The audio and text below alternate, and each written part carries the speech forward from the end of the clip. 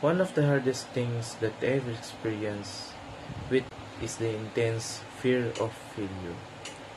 I know that I'm capable enough and I've achieved many things. But this fear, this dark shadow, whisper my doubts and I'm telling me that I'm not good enough. And the consequences will be devastating. It's like being a trap in quicksand.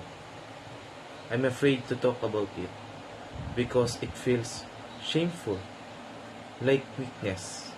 It feels like admitting I'm not strong, capable person that I want to be. But there's a light I found in that darkness.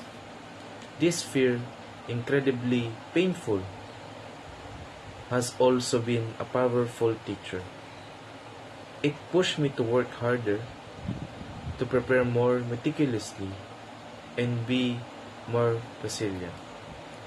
Every time I face a challenge and overcome it, despite the fear, I've grown stronger. I've learned that failure isn't the opposite of success. It is stepping stone. It's a chance to learn, adapt, and try again. And the more I face the fear, the less power it holds me.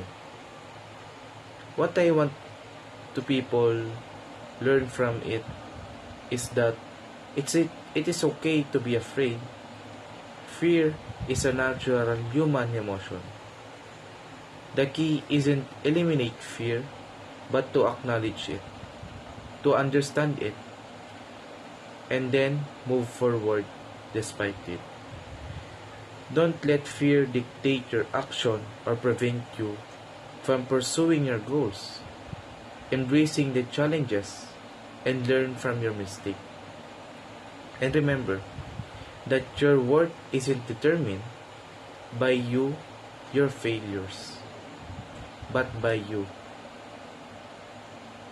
And I know that you're not alone in this. My name is Roger Kentuliao. Thank you.